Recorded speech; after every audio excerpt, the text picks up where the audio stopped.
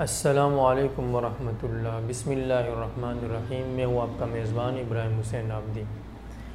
ناظرین کرام، آج 14 اگست ہے۔ 14 اگست یعنی وہ دن جس دن پاکستان آزاد ہوا۔ ہمیں ایک آزاد ملک پاکستان کی صورت میں ملا، ایک نعمت ملی۔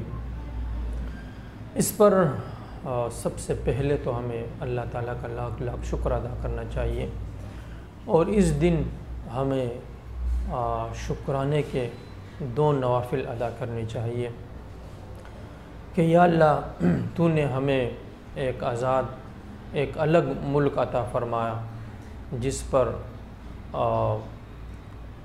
مسلمانوں کی حکومت ہے، مسلمان حکمران ہے۔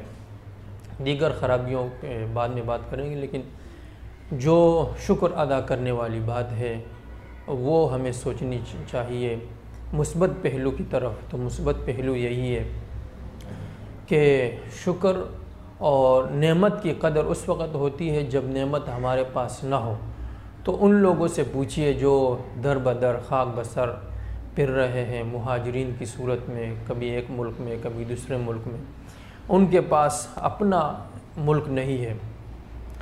تو ان لوگوں کو دیکھ کر ہمیں انتہائی شکر اللہ تعالیٰ کا ادا کرنا چاہیے کہ تو نے ہمیں پاکستان کی صورت میں ایک ملک عطا فرمایا جہاں دینی مدارس ہے، جہاں تبلیغی مراکز ہے، جہاں دینی مراکز ہے۔ تو اس پہ ہمیں سب سے پہلے تو اس دن ہمیں اللہ تعالیٰ کا شکر ادا کرنا چاہیے۔ اور دوسری بات جو دیکھنے میں ہمیں ملتی ہے، جوش و خروش ہر جگہ پایا جاتا ہے۔ ہر سال بسال اس جوش میں مزید اضافہ ہوتا ہے۔ آج سے چند سال پہلے ہم نظر دوڑاتے ہیں تو اس طرح کا جوش و خروش نہیں پایا جاتا تھا۔ اس کی پہلو یہ ہم کہہ سکتے ہیں کہ مختلف تھی۔ اب ہم دیکھتے ہیں کہ بچے باقاعدہ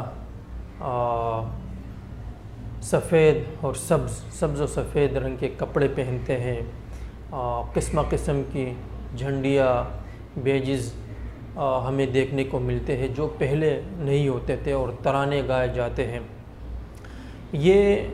اس میں بھی ہم مثبت پہلو ہم یہ تلاش کریں کہ کس نیت سے ہم یہ کرتے ہیں۔ نیت تھوڑی سی چینج ہو جائے، انما الاعمال بالنیات، اعمال کا دار و مدار نیت پر ہے۔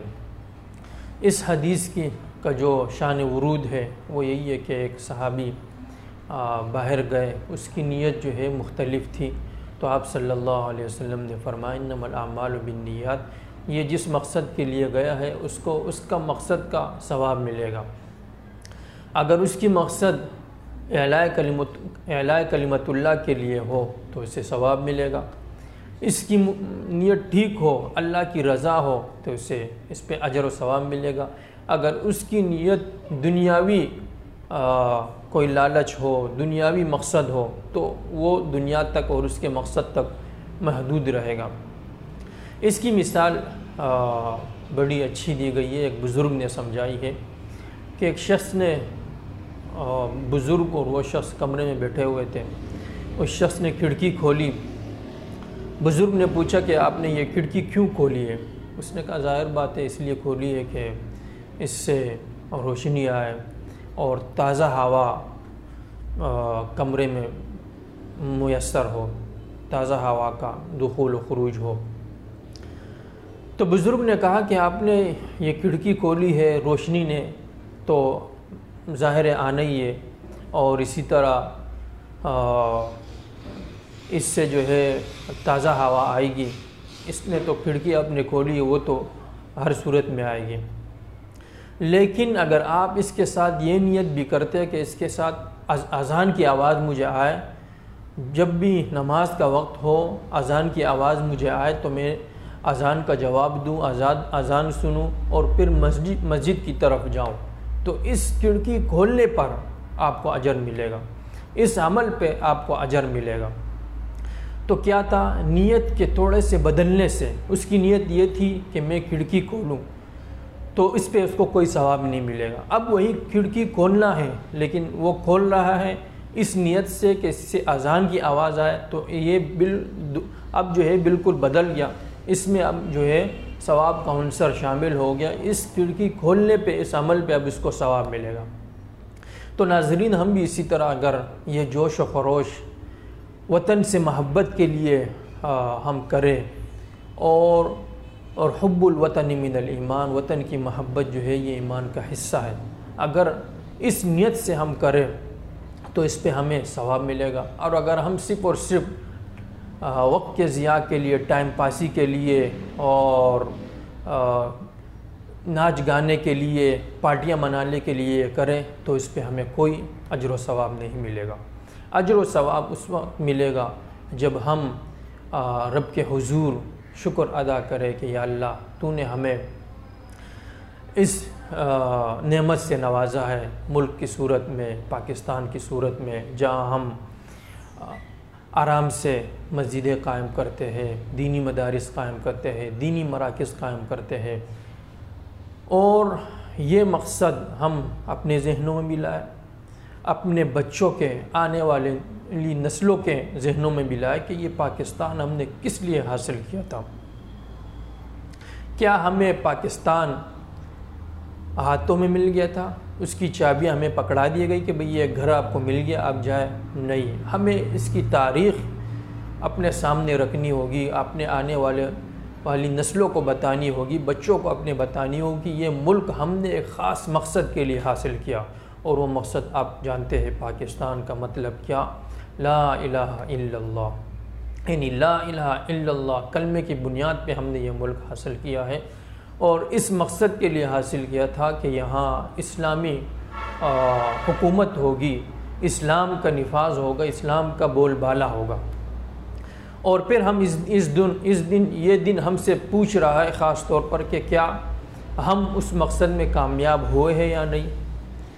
اگر نہیں تو ہم اس خامی کو دور کریں، اور اگر ہاں کتنی حد تک ہم کامیاب ہوئے ہیں تو اس پہ اللہ تعالیٰ کا شکر ادا کریں، اور یہ جو جوش و خروش پایا جاتا ہے اس جوش و خروش کو بھی صحیح نہج پر لائے، ناچ گانے کے، گانا اور باجے، یہ چیزیں ہمارے ترانوں میں نہ ہو۔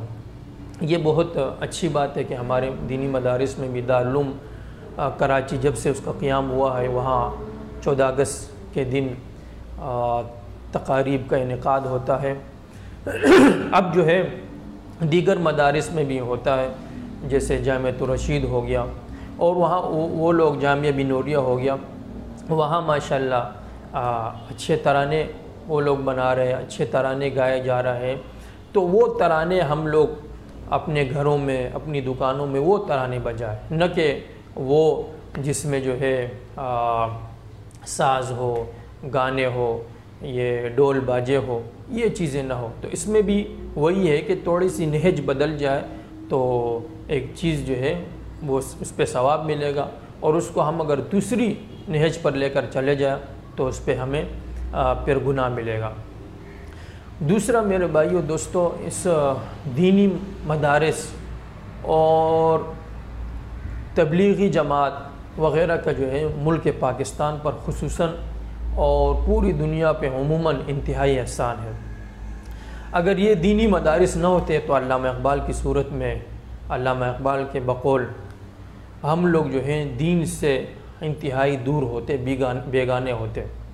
تو یہ دینی مدارس ہے اور تبلیغی جماعتیں ہیں، اس پہ ان کا ہمیں انتہائی شکر گزار ہونا چاہیے کہ ان کی وجہ سے ہمارا دین بچا ہوا ہے، ہمیں دین مل رہا ہے، دین سیکھنے کو مل رہا ہے، ہمارے بچے الحمدللہ دین سے واقف ہوتے ہیں۔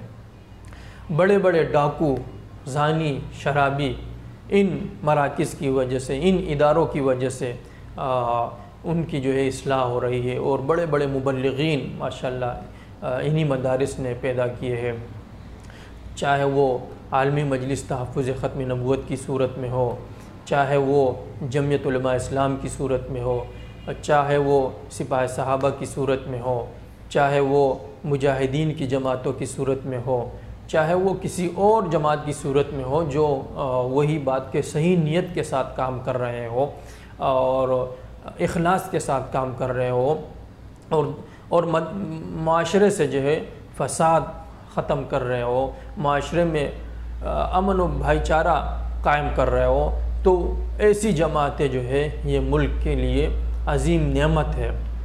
دینی مدارس آپ کہیں بھی ملک کے کسی بھی کونے میں چلے جائیں آپ کو ملیں گے، بلکہ ان مدارس کی شاخیں آپ کو پوری دنیا میں اس کا نظارہ ملے گا، اس کی جھلک کہیں نہ کہیں آپ کو ملے گی۔ اس کے فضلاء، اس کے فیض یافتگان آپ کو دنیا کے کونے کونے میں چپے چپے میں پائے جاتے ہیں۔ تو یہ ان دینی مدارس کی جو ہے ہمیں قدر کرنی چاہیے، اور پاکستان کو خصوصاً جو اللہ تعالیٰ نے ان دینی مدارس کی صورت میں جو یہ نعمت دی ہے، اس پہ ہمیں اللہ تعالیٰ کا شکر ادا کرنا چاہیے۔ تو بھائیوں، آج کی محفل کا خلاصہ یہی ہے کہ سب سے پہلے ہم رب کے حضور شکرانہ ادا کریں، شکر ادا کریں، ہو سکے بلکہ کرنا چاہیے 2 رکعت ہم پڑھیں بطور شکر کہ اللہ تو نے یہ عظیم نعمت ہمیں عطا فرمائی، اور صلاۃ الحاجہ بھی پڑھیں کہ جو غلطیاں ہم سے سرزد ہوئی ہے، ابھی تک جس طرح کما حق ہو اسلام کا نفاذ ہونا چاہیے تھا ملک میں اور ہمارے اپنی زندگی میں، اس طرح نہیں ہے۔ یا اللہ تو ہی ہماری خطائیں معاف فرما، ہماری خطاؤں سے درگزر فرما، ہمیں معاف فرما، اور ملک کے پاکستان میں اسلام کا بول بالا فرما، صحیح معنوں میں اسلام کا بول بالا فرما، اور ہماری زندگیوں میں بھی اسلام کا نفاذ عطا فرما۔ آمین یا رب العالمین۔ آج کی محفل میں اتنا ہی، اگلی ملاقات تک کے لیے اجازت دیجیے گا۔ اللہ حافظ۔